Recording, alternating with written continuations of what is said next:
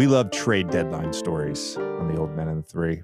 I'll say it was a little emotional, like first time getting traded. I don't really expect it.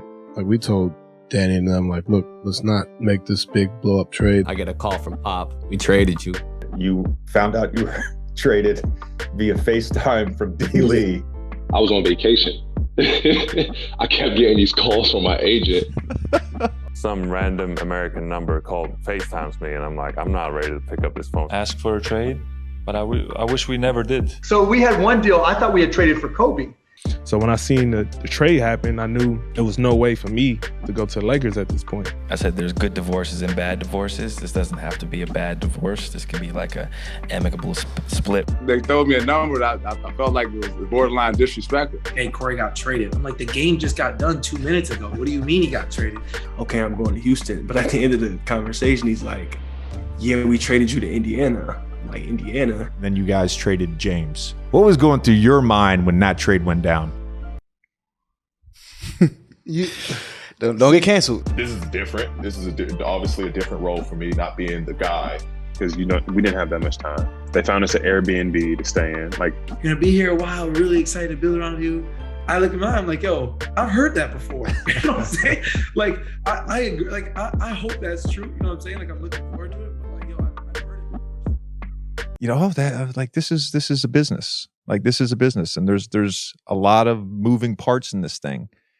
When did you first sort of learn that a trade was even possible? Obviously, I assume for me or just in general? For you, like, because I assume when they traded Royce and then they trade Rudy, you've got to be thinking, all right, am I next? Yeah.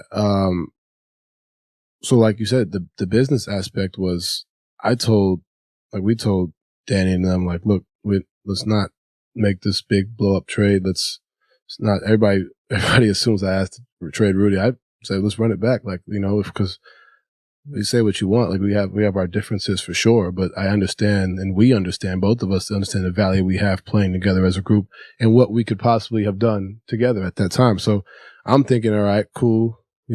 Take some time off. This hurts. We'll figure it out. Maybe add a couple things, change a couple things, but we're going to be back. And then, I'm with Will Hardy, at my house. We're talking about what the season can look like for us as a group. They traded Royce for a pick, which I was like, okay, like, we didn't see that coming at all. I talked to Royce. Royce let me know a few days before that might happen. But then I'm with Will talking about the whole situation. And then Rudy gets traded while we're having the conversation at my house. And I'm like, all right, well, we're probably going a different direction. At that point I was like, all right, I'm probably going to be next. But at that point it was early in the summer. So I'm just enjoying being home. Like I wasn't like worried about it.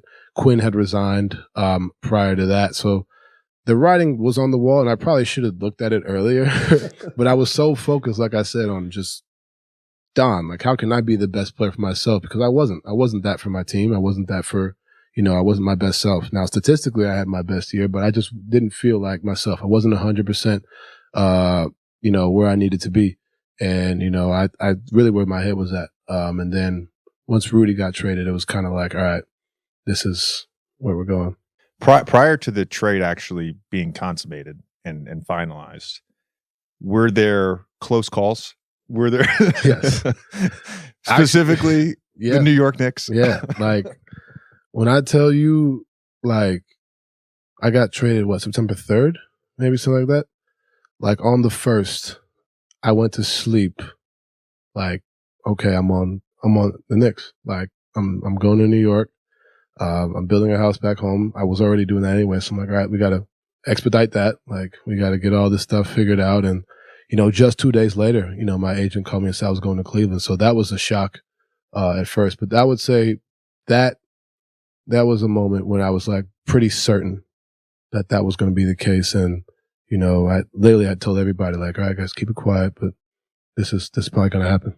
See, this is the part about trades that are always interesting to me and you own your house in Phoenix. So like the actual logistics, Tommy and I've been to your house, the actual logistics, once you get traded in season, and in your case, literally moving across the country, there's the emotional process of getting traded the basketball part and trying to unpack that. Yeah. And then there's sort of the distraction of the logistics of your lifestyle and sort of day-to-day existence. Mm-hmm. Yeah, it's crazy. I came home and I was like walking Sunny. I was starting to realize like everything that I usually don't realize. I like live here. It's like I'm taking for granted. But now I'm like starting to really realize like little stuff, like living by the mountains. I'm just like looking at the mountains, just like, that is just a beautiful ass view. Like I never walk outside and be like, look at that great view. Like, no, I'm walking my dog, go back inside. I'm just like, I'm gonna miss this shit. Like I'm just gonna miss living here, this space. But yeah, it's crazy, bro. Just having to move out, try to pack what you need, and then like, you know, come and live in a house with like 1,000 square feet to a hotel right now, and then living in the city, you already know, like, it's gonna, like, I think I'm gonna lose like 5,000 squares. So like, you're not getting a house. Nah. So think about like all the stuff I have, like it fits in my house, but now I have to kind of like bring it down and realize like how much space I really have. Mikal, in retrospect, now that the trade's been a couple of weeks, what was the craziest part of those 24 hours? The craziest part was, I think the crazy thing was being very confident about Phoenix, and the whole thing. This is personally though for me, like the whole thing was be aggressive. That was my whole thing. Like especially when Book came back, everybody was just like, it was crazy. Everybody was on like, don't change. Just we know Book's coming back. Just stay aggressive. Like don't like try to fall back a little bit. And I was like, I feel very confident. Like I'm good. And then I played well in Brooklyn. We won. And I'm just like, okay, once we get this team back, everybody back, like C-Payne was coming back soon. I'm like, okay, we're gonna have some shit now. And then I know where I'm just chilling. They just flipped me. And I was just like, damn, like shit, like that is crazy. Everything I was thinking about, like, oh, it's gonna be real hectic now. I think like everybody's getting better. Like C, like I think for C, biggest thing, C is just a mastermind. But I think C was guarding even better. Like I think C kind of knew that was like the biggest thing for like that he has to work on, because he's on like coming off ball screens. Like he's been really good catching and shooting. It was just like defending, especially that's how it gets in the playoffs. But like everything was just looking really good, and then they sent me out here. And you discussed this on I think it was the TNT broadcast against the Bulls, that you found out you were traded via FaceTime from D. Lee, which is such a great story. In 12, obviously, you guys made the finals, a little bit of a surprise run, maybe not to you, but certainly the basketball world. And then you guys traded James. Yeah. What was going through your mind when that trade went down? You don't get canceled. Don't get in trouble.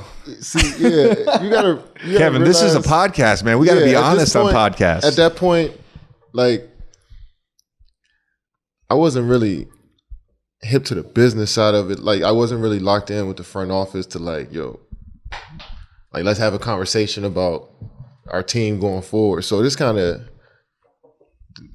the talks hit me out of nowhere. So I didn't really know how to deal with it at that point. So it was just like, I'm just focused on doing my job. Like whoever come in here to play, like it's cool. Like we had a good run. We still got good players. And, if it works for both sides, then let's just do it. You know what I'm saying? But then you see, because James came off the bench for us, and then you see how he plays as a starter. It was just like, hold up. Now, was that a good move? 4 or 5 years later, it was just like, even the first game, 37? Mm-hmm. Yeah, 35 and 10. 12 like and winning games. Is just that was one of like the first NBA Twitter moments where it was like everybody was league pass locked in. It's like, oh shit, they might have fucked up. Everybody felt like everybody's watching the game together. So in the moment, it was like, all right, let's just move on and. We'll focus on who we have here. It's like a few days before the season too, right? Where this goes in. Yeah, exactly. It all happened quick. It was like they were negotiating his rookie extension. Mm-hmm. I think they got up to $50 million, and he wanted the 5-year, $80 million, $80 million max. Houston gave it to him pretty much on the flight to Right. Houston. Great investment. But, so are you saying that 2022 Kevin, you feel like if it had been different, if you had existed in that space then, you would have just gone to the ownership and said, you got to pay the luxury tax. You got to keep us together. For sure. It was not on your radar then. Yeah, it was just, I didn't feel like I had that relationship with our GM to just walk in and have conversations like that, for one. So I just had to be down with anything that they did. I mean, I didn't get the calls on, this is who we looking at free agency. It was just like, whoever they sign is who we sign and we're going to play with, you know what I'm saying? So, I'm 23 years old. So it was like, that wasn't even in my thought process to ask or demand anything from the front office. So when did that click though? 16? That started for you in 16 when you started getting whatever you just, I don't forget the word you said, hip to the business side or whatever. I want to say, right after that 13, 14, I just wanted to know who was going to be on my team. I wanted to know the guys that we were playing with. I seen the league start to change. So obviously we wanted more shooters around. I wanted more skill on the team, but I didn't have that relationship with Sam Presti in the front office. We love trade deadline stories on the Old Men and the Three. Anybody who's been traded, I've been traded twice, has good ones. What's your trade deadline story from last year? We are in Atlanta. We had just played Cleveland the night before, so we're in Atlanta now. And, just a regular day for me. I'm texting my boys, and the trade deadline's crazy, but there's no way I'm getting traded this year. My boy Drew Eubanks just got traded to Toronto, so I'm lifting, and he's in there with me lifting. So I'm like, man, how is it to get traded? Like, what's next? Like, I'm trying to ask him, like, because my first 4 years we had made no deals at the deadline. So like I knew it was a thing, but like I just had never witnessed it personally during the season at least. So I'm just asking him like, yeah, what's next? What next? So then I go back to my room, shower, chilling, and then I get a call from Pop. And he's like, what room number are you in? So I tell him my room number, and I tell him the wrong number. On purpose? No, I tell him the number, and then I'm like sitting there, and I'm like, that is not my room number. And so I had to call him back real quick. So luckily I called him before he got to the door. Someone would have got some random person would have been knocking, like just pop. But I called him, I tell him the right room number. And then he comes into the room and just like, we traded you. That's all he said at first. And I'm just, where? Like, you gonna tell me what's next? And then he's like, we traded you to Boston. I think it'll be a great fit for you. We get some picks back, but I think it'll just be good for you in your career. There's a bunch of people in Boston that you already know. And so I was just like, my mom started going crazy. What's next? Like, it's really the question I'm asking. So trying to figure it all out. My wife's pregnant. Like, I'm trying to figure that out at the time too. So my mind's just going crazy, and I'm just sitting in that room in Atlanta like, what do I do? And so sitting there for a while, and then like people start coming by your room, knocking on your door, like talking to you for a little bit. And then they're like, all right, we're gonna try to put you on this flight. It's at like 9:00 to Boston. And I'm like, okay. Like, I don't really know what to do. So I just got on the flight, go to Boston, and I was there. The 24 to 48 hours after the trade, it's such a whirlwind. I mean, when I got traded from Orlando to Milwaukee, we were on the road just like that. We were actually waiting outside the plane, and everybody starts getting off the bus, and Jacques Vaughn holds a few of us back, and we just sat there till 3 p.m. Eastern time, just waiting. And there's like so many emotions that happen, especially for a team that drafts you, and then you start getting calls from somebody from, for me, it was somebody from the Bucks, somebody from the Mavs, and your just mind's racing. And then on top of that, of course, you are expecting a child with your wife. Like, that's a whole nother element of it. CJ, you got traded last trade deadline, and you talked about it recently on the Draymond show. but just the experience of that as a player. So many guys today having gone through that. I went through it twice. I documented the one from Pelicans pretty strongly. But just that experience of getting traded, having to move your family, all that stuff. I was fortunate to be in a situation where I didn't find out on Twitter. I didn't find out like, some players have, watching the actual TV and seeing their name at the bottom, or as some players have at the gas station while they're getting gas. So it was more of a situation in which my family and I kind of orchestrated it behind the scenes, kind of speaking to the front office, speaking to management about changes that we felt were happening, and that it was basically time. The writing was on the wall, and we could kind of work this out. And I joke about it, now I can joke about it, right? I said there's good divorces and bad divorces. This doesn't have to be a bad divorce. This can be like a amicable split where, you get custody of the kids, you can still visit, that type of situation. And it was like, I can always come back to Oregon. It won't be home, but like I can come back and visit, you know what I mean? And we were able to work something out to where it didn't catch me off guard. We got to talk about teams, and it was a happy divorce. So I'm fortunate, but I think with that, obviously, you have the family dynamic of having to leave. My son was 4 weeks old. I actually went to his 4-week appointment, and I flew out the same day. My family stayed behind, so that was tough. Obviously, my wife, she being back in Oregon, me being in New Orleans, that was obviously difficult for us as first-time parents. And the work dynamic, right? If your significant other works, and my wife's a dentist, trying to figure out getting licensed in another state, there's a lot of issues that you face, figuring out the housing situation. People only see the amount of money you make, right? And they think, oh, you make good money, you're fine. And it's like, yeah, we are fine. We do make great money.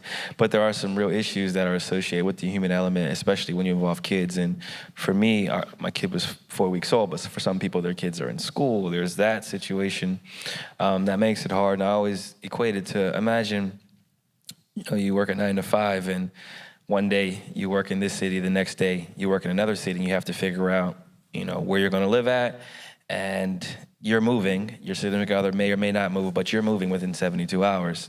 For Devontae Graham today, he left today to go to San Antonio. He's playing tomorrow in Detroit. So it's like, shout out to my guy Tay, like that was my guy, and to see stuff like this happen, you can clap it up for my guy Tay. Yeah. What you're saying, I was literally went to his house to go see him, and I'm like, where you going? Like, I know the trade happened, but he's like, yeah, bro, I got to pack for a 9-day road trip. I got to get out of here. And I was like, damn, that's just crazy. It sucks. Yeah. It's like, it's in an instance, and I think, with this being my 10th year and you haven't played in the league for as long as you have, and you starting to see it, they don't mess around, man. Like, I kind of knew I was leaving, so I packed early. You know what I mean? I got a head start. I started clearing my locker out. I told our equipment guy 3 days before I got traded, I said, hey, start boxing my shoes up. I'll tell you where to ship. So, like, I knew. Some guys don't know, and that's the element in which you come into the locker room. Tomorrow we're going to go in the locker room. Tay's name tag's going to be gone. He sits beside me at film every day. I sit in seat 4 to the right. He's seat 3 from the right, and it's just like, it's awkward now, right? Like, it's just big change, and I think the human element is a tough part of it. And I feel most for the players that don't know. There's no warning, it just happens. That's got to be the toughest part of it. Yeah, Mikal Bridges said earlier that he kind of got the sense that he potentially could be traded just because of what happened last summer and when his name was dangled in the Kevin Durant talk. But he was literally got traded last night. He was literally in Brooklyn today and got interviewed during the game. And he said that Damian Lee FaceTimed him, and that's how he found out he got traded. You think about it, look, no one's bemoaning the fact that we have the greatest job in the world. I mean, I'm not trying to make y'all jealous. We really do have the greatest job in the world. Playing in the NBA is fucking awesome. And there's that Don Draper meme from Mad Men that's like, that's what the money is for. And like, that's fine, I agree with it.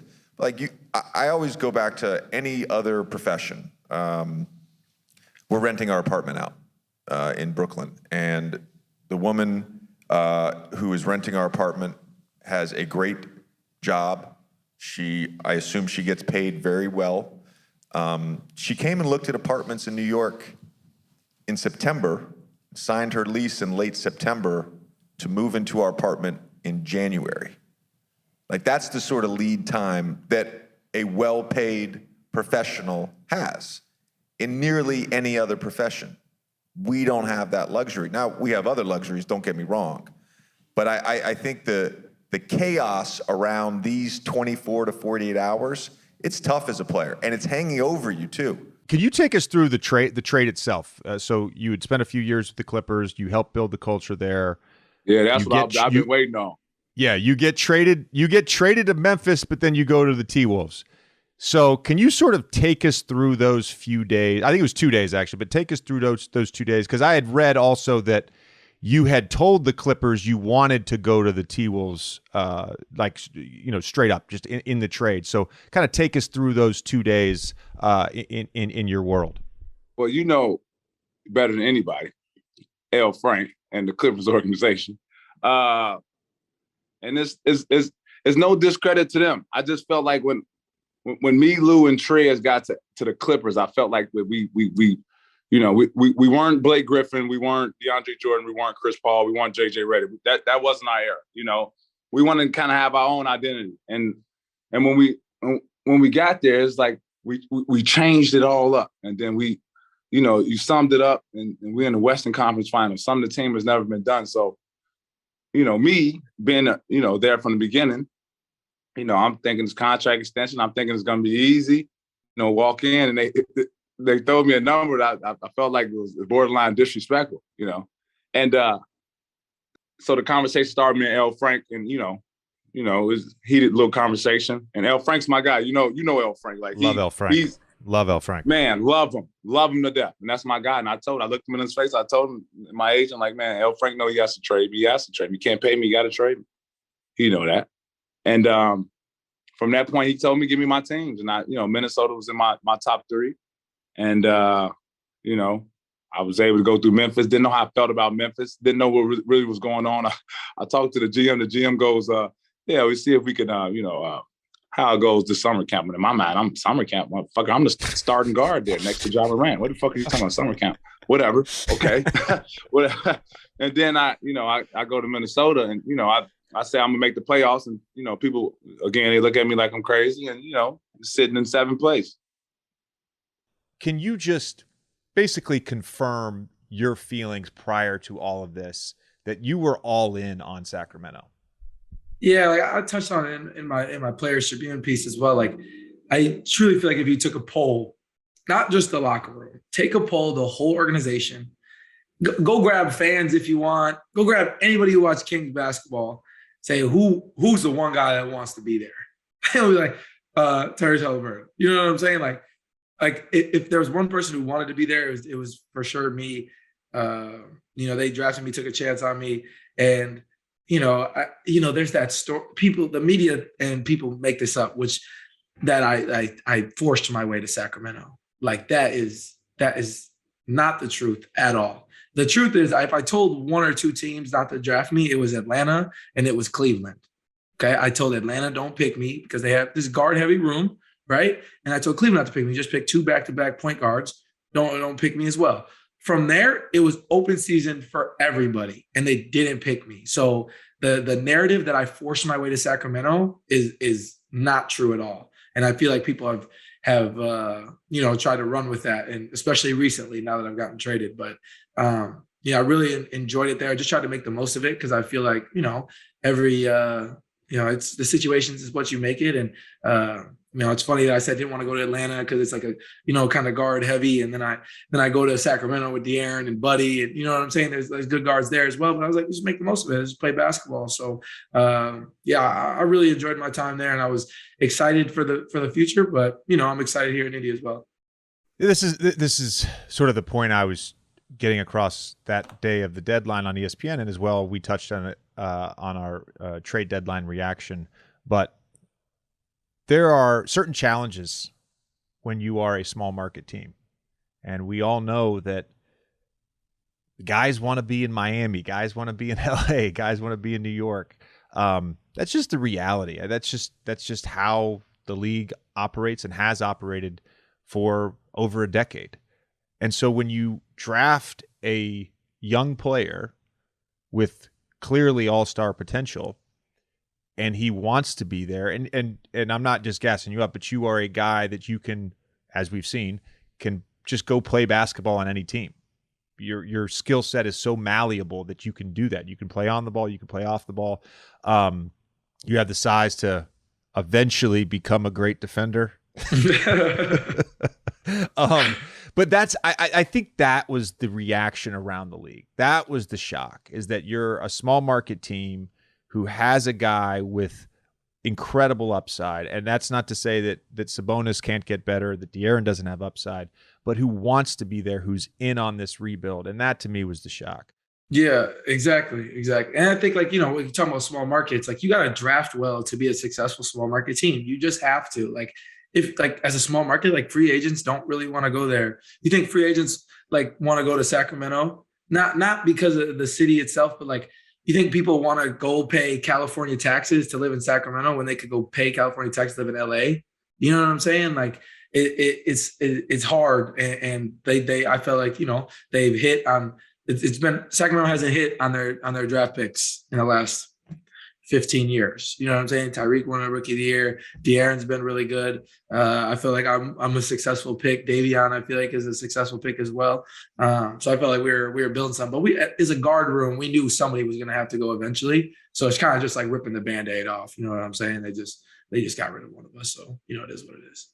Do you feel, and JJ, I'm curious, when your first version of this, you had it up to your last year in New Orleans, you know, where, like, when you get the feeling like this is a business, you know what I mean? No matter what, no matter how people treat you, no matter what they say to your face, whatever it is, like, this is a business. And you basically, you can only take, you know, everything anybody says in this business with a grain of salt, because they'll say one thing to you and they'll turn around tomorrow and do the opposite.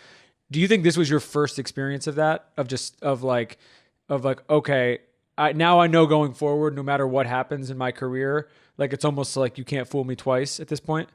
Oh, for sure. No question. That's the thing, is just kind of having to know that side, and just being a naive second year, 21-year-old, you know what I'm saying? It's like, I'm good. I don't have to worry about anything. Like, the reality is it's a business, and, like, anything can happen. I think last year, you know, Corey Joseph, who was my vet, we got done with the game. I'm in media, and Rico's waiting outside the locker room. He never does that. He's like, hey, Corey got traded. I'm like, the game just got done 2 minutes ago. What do you mean he got traded? You know what I'm saying? So that was, like, my first taste of the business, but not to say that I felt like I was above that, but it was like, I don't have to worry about that. You know, that's how I felt, truthfully, as a rookie. You know what I'm saying? So now coming here, it's definitely opened my eyes. And even in the conversations with the GM and the president here, just having some conversations, and them being like, you know, you're gonna be here a while. We're really excited to build around you. I look at mine, I'm like, yo, I've heard that before. You know what I'm saying? Like, I agree. Like, I hope that's true. You know what I'm saying? Like, I'm looking forward to it, but, like, yo, I've heard it before. So I'm like, I partially believe you, but there's a part of me that's like, you know, calm down. You know what I'm saying? My last year in Orlando, my 7th year there, we were talking as we were leading up to the deadline, and there was those discussions. You know, we want you to retire here. Then I got traded to Milwaukee, and same thing. We want you here a long time. We want you to play your career out here. Go to LA. Same thing. We want you to retire a Clipper. Go to Philly. Same thing. I want you to I mean, then, you know, Griff would say that to me too when I was in New Orleans. I'm just like, yeah, no, I appreciate the sentiment, bro. I really do. Every time, whether it was Lawrence Frank or Doc or you know, the owner at the time of the Bucks, like, I'm just like, I appreciate it, but, like, I've heard this before. I'm realistic. This league moves like this, and that's, you know, I learned it early, and obviously you learned it way earlier than me. What actually happened in that meeting with the Knicks in late January during your 4th year? You're sitting out the year. You didn't sign the extension. It felt abrupt. I mean, I was still in the league then. It felt abrupt. It was like, oh shit, they just traded Porzingis. Like, I thought he was the cornerstone of that franchise. It seemed like that maybe happened quickly. Maybe it didn't. There was a lot of things that happened prior to that date, that meeting. You know, I got hurt. I brought in my own guy to do the rehab, and The team didn't like it. There was no communication, no good communication between us. It's again, I would have to even like go back and think about all the stuff that happened. It's a mix of many things that just went on, and towards the end, it kind of felt like, okay, this is what it's going to be. You know, I don't know because when you're hurt, you're not. At least I felt like you're not valued. You're not showing anything at that moment, you know? So you're like, okay. And then time went on, and we had the meeting, and we set our part, kind of preparing to ask for a trade. But I wish we never did. Really? Yeah, but in a sense, like the trade was already, they were going to trade me anyway. You know, it's just that we went in and asked for a trade, and then like 2 minutes later, I was traded already. It was already done anyway. You know, it was just so they could say, "Oh, he asked for a trade," and boom, that's it. He didn't want to be here. It was many things that led to that. Did they offer you an extension at all? Anything? There was some talk. Yeah. There was some talk for sure. Again, I like if I could go back and do it all differently, and I would, you know, I would do many things differently just based off of my personality. But at that time, we did it a certain way, and that's how it ended, that story, you know. But again, it's many things that happened that led to that, and yeah. That's how my career went. Tommy, it's always fun for, I think, NBA players to tell the story of how they found out they were traded. It's a frequently asked question that we get post-trade. So very simply, I was at Pilates. My wife recently got recertified to teach Pilates while simultaneously, she's an amazing woman, while simultaneously getting a real estate license here in New York. So on Thursday, I went and did a Pilates session with her at 2:00. I had my phone off to the side. We did some mat work. At about 2:30, 2:33, I looked at my phone. There was nothing on my phone. I thought, oh, I'm in the clear here. Finished my mat work. I went over to the barrel to stretch, and Chelsea picked up her phone. She's like, why do I have 3 missed calls from your agent? And so I looked at my phone. I've got 3 missed calls from my agent. I've got a bunch of people texting me. I'm like, oh gosh, what's happening? So I call my agent. He tells me what's going on. You know, I was shocked. I was floored. I was not expecting at that point to get traded. And again, this is not any sort of slight on the Dallas Mavericks, but the Dallas Mavericks weren't one of the teams at any point in time that we had discussed. And so I was just a little jarred by that. I called Mark after, and what I told Mark was, Cuban, of course, what I told Mark was, you know, in any other year, I'd be thrilled to get traded to the Dallas Mavericks. It's one of the premier organizations. I think Rick is one of the best coaches. And as we just discussed, the opportunity to play with a guy like Luka and Kristaps, and we went down the line, all their guys, they got a great team. So it was just a little jarring. Tommy, you know this, and this is not public, but back in November, I made a trade request, and it wasn't my agent making the request. It was me. I had multiple very transparent conversations with Trajan Langdon and David Griffin. The impetus for this was my son, of course, had started kindergarten in Brooklyn back in September. We had no idea when the NBA season was going to start. The NBA sort of sprung this, we're starting Christmas Day. And simultaneously to that announcement, the Pelicans were trading Jrue Holiday. Jrue, of course, you know this, but Jrue is the reason that I went to New Orleans. You know, as much as I was excited to play with Zion, and I was excited about the young guys they had just gotten from the Lakers. And truthfully, the contract was the best contract that was offered to me in free agency. The real excitement for me was to play with Jrue. One of the reasons, and I'll put Kenrich Williams in this category too, who we also traded. One of the reasons is because of Jrue's defensive versatility. So he can guard multiple positions. And I knew going into the season with Stan that Stan is very much obsessed with matchups. You guard one guy on the court. And Jrue and Kenrich were really two of our three versatile defensive players from the prior year. Josh Hart falls in that category too. He's really the only guy on our team that guards multiple positions this year. So I knew that this was really going to negatively affect sort of my playing time. I played for Stan, for 5 years prior in Orlando. I sort of knew that was coming. So I wanted to play with Jrue. He was gone. The COVID protocols were in place, both with the NBA, making it almost impossible for me to return to New York at any point in time, although the team was nice enough to let me go back for 24 hours prior to our long West Coast trip in January. But then also my family couldn't come down unless it was a long break. So they came down once right before Christmas, right before the regular season started. But their school policy is you got to quarantine for a week. So if they come down for a weekend, they miss the next week of school. That's just how it works. Try telling a 4-year-old or 6-year-old, don't go into school on Monday and tell people that you went and saw your dad this weekend. It's damn near impossible. So I talked to Griff. I talked to Trajan. Griff basically says to me, come down for a month. If you still want to be traded, I give you my word. I'll get you to a situation that you like. We've had subsequently 4 conversations. Again, my agent talks to him, but I'm talking to Griff directly.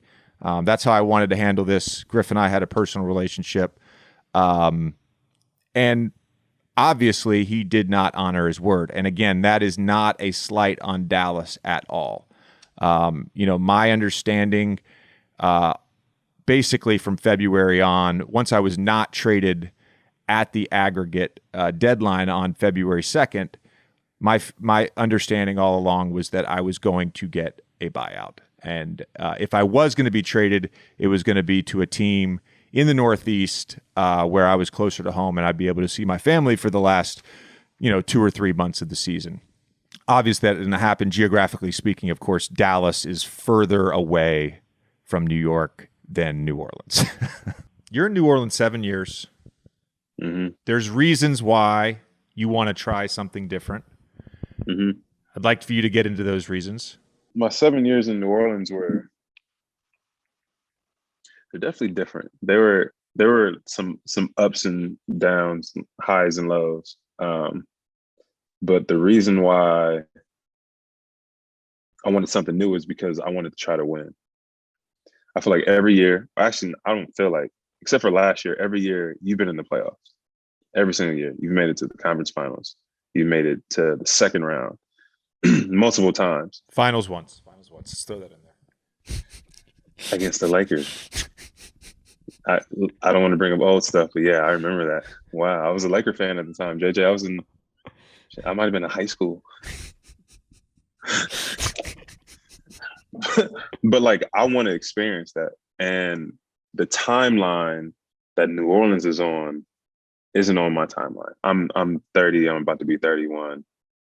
They have a lot of young talent there. They really do, but they're young. And similar to what I think you had said on the podcast was, I gave it a chance, and we established this from the beginning. And this is what I wanted to see by the end of the season. Whoop-de-woo. And if we don't meet this, like if we don't make playoffs, if we don't have this team that we feel like, all right, well, we can win within the next couple of years, that's not for me. Like I'm old, dude. My 12th year. I'm not as old as you in terms of basketball years, but this is my 12th year. I don't know how much longer I have just to be running around chasing the 8th spot. So that's kind of how that went. And I know your situation was different, but Griff sent me to a contender. And Milwaukee, from the beginning, right when they traded for me, has been like, we want you here. We're for sure, like, pretty much we're gonna have you here. And they've done everything. They've backed up everything that they've talked about. We moved, so after we got traded, we moved a couple weeks because we didn't have that much time. They found us an Airbnb to stay in, like a 5-bedroom Airbnb, because my family was coming out because I just had my son like 3 weeks before that. So we needed help. We brought, we had like a night nurse, and my parents came. They pretty much like took care of us and made us. For me, the only thing I had to worry about was basketball. I didn't have to worry about my family. And I had never really felt that before. Like, not having to worry about, is my family okay? Are they miserable? Like, what's going on with them? Like, all I had to focus on was basketball. And for the longest time, that had not been the case. So getting here, doing that, and then just like what we talked about earlier with Bud, I'm getting older. I don't want to just be practicing for 3 hours a day. You don't want to do it as a young kid. Why would I want to do it when I'm 30? So Bud's like, nope, we're gonna get to the point. This is what I want out of you. I want you to get downhill. You're gonna have to shoot threes, and you're gonna have to guard the best players. I know what he wants from me. Take us through the sort of the details, the logistics of how this all developed. You know, from the outside, you know, our understanding is you got flagged while getting a physical. But had you had any symptoms prior? Why were they scanning that area of your body? How did they find it in the first place? Yeah, so I guess for the Pacers, it's routine to check knees and lower back. So I got an MRI on both my knees and then MRI on my lower back the day after I got traded. So I got traded. It was public at like 2 p.m. I flew out the next night. I didn't fly out that night. I flew out the next night and had a physical in the morning. So during that physical, that's when they found everything. So like I said, they scan lower back and knees, but not every team does that. So that's what's crazy about it. So I'm not sure if the Rockets do that. So originally I was traded to Houston, and obviously Houston traded me to Indiana. I'm not sure if I would have stayed in Houston had they found that, because not every team is required to, you know what I'm saying, check your lower back or check your knees or everything like that. Because I didn't have any symptoms. You didn't have any symptoms. Yeah. I didn't have any pain. I didn't have any fatigue, nothing, weight loss, nothing. Did you have any idea that you were going to get traded, that you were going to be in the Harden trade? I did. Someone called me. We had a game. We were supposed to play the Knicks on it was a TNT game. I remember. So I was about to take a pregame nap. Somebody called me and was like, yo, you're about to get traded to Houston. It's like a 90% chance.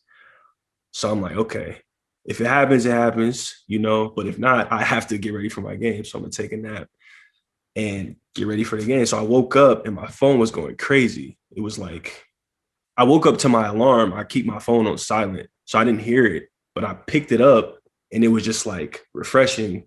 Like it just kept going. So I'm like, okay, something must have happened.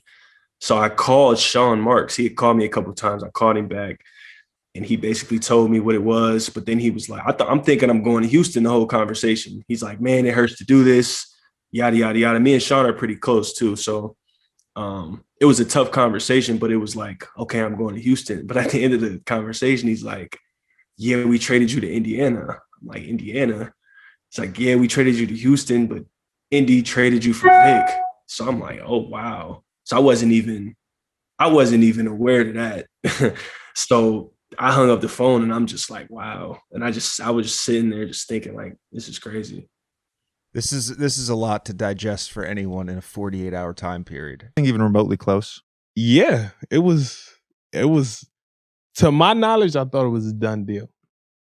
To my knowledge. Like I remember I took a trip to Mexico just to get away because I could just feel it anticipation of everything coming, you know, to play. So I was like, I'm gonna get away for a couple days, take my mind off it. And by the time I come home, be free agency, hey, I'm signing with the Lakers. I'm asleep one morning in Mexico. I get a call from Cal Lauri, and he said, they just made the trade for Russ. What's going on? I thought the deal was done for you to go to Lakers. And I was like, I'm like, I'm confused that I'm looking at my phone like, damn, that did happen. Well, I guess that's out the window. Like, you know what I mean? Because in my mind, that was the only option for me to go to. Like, I was sold on that, done deal. I didn't even entertain anything else because I'm letting this situation work itself out.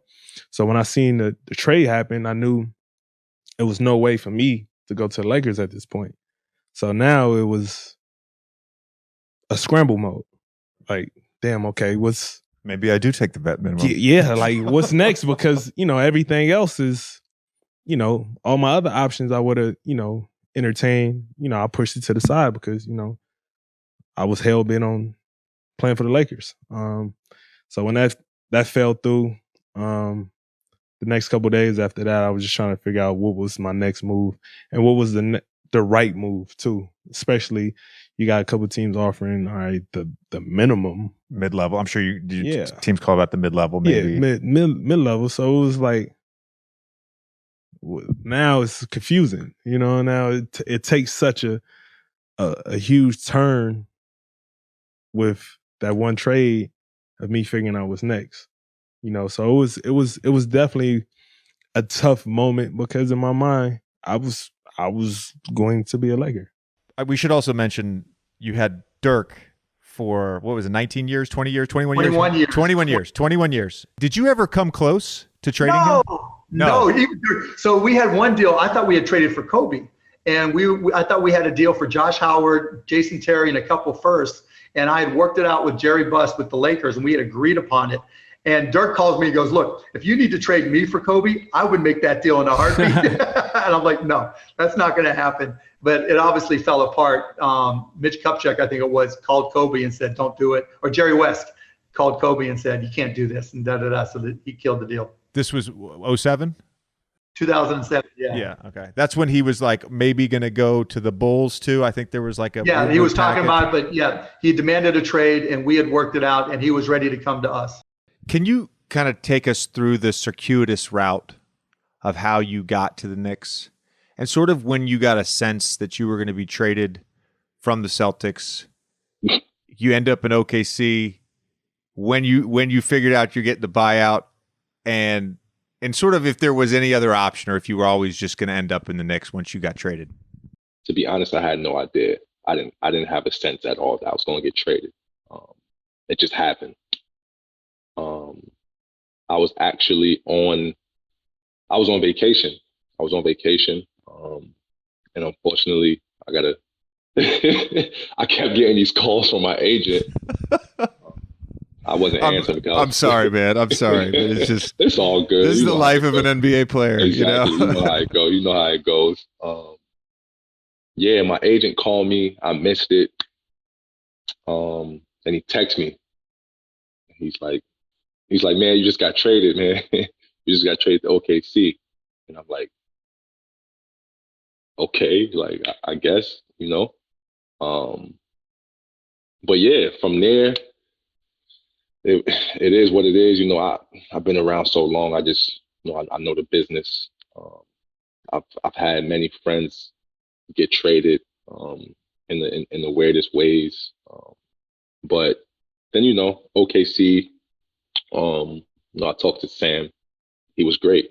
He was actually just unbelievable, man. He showed me a lot of respect.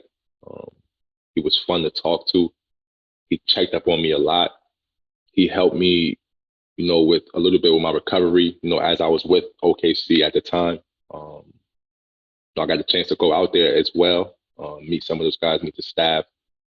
And then as time went on, he kind of told me that, I probably wouldn't be there, that he would help me, find the best situation for me, which he did. I was actually on vacation. I was in the Dominican Republic for my sister's wedding.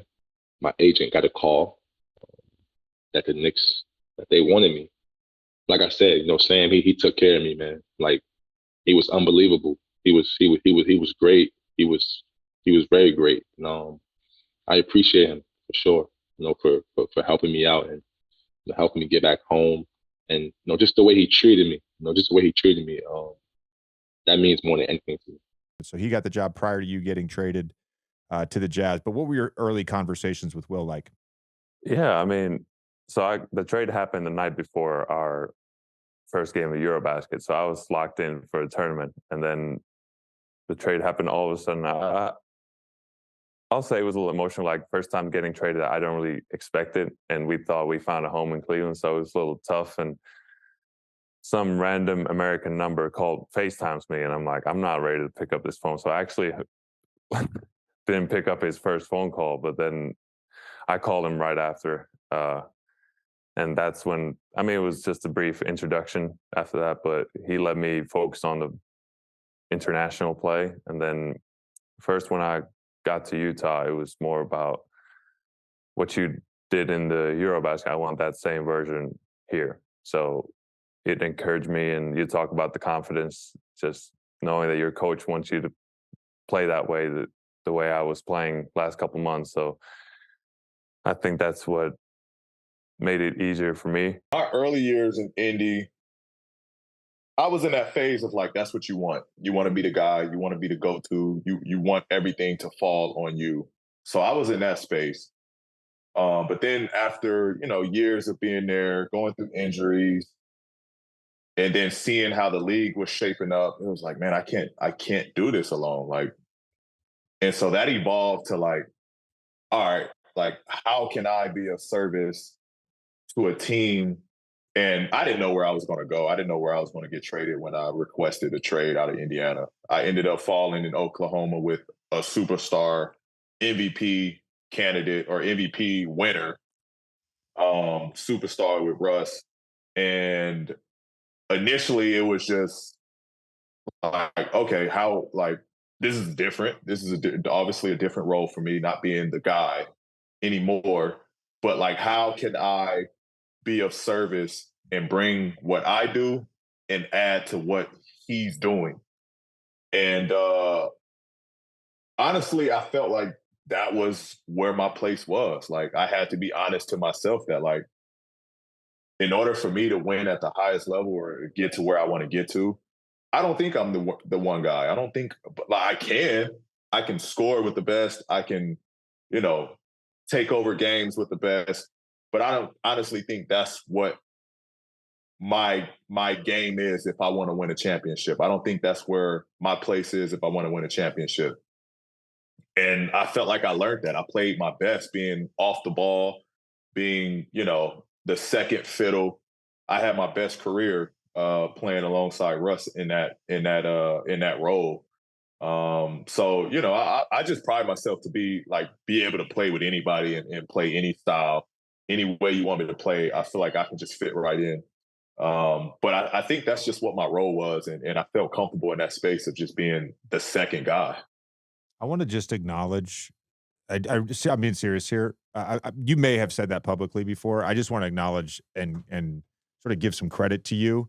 I guess it's self-awareness, but like, I don't think there's many guys that have been the guy that are willing to sort of go that far to acknowledge it. And look, that is not me saying, hey, Paul, you definitely couldn't be the best player on a championship team. I'm not saying that at all. What I'm saying is to have that self-awareness based on your own experience, I think that's rare. I think that's rare in the NBA.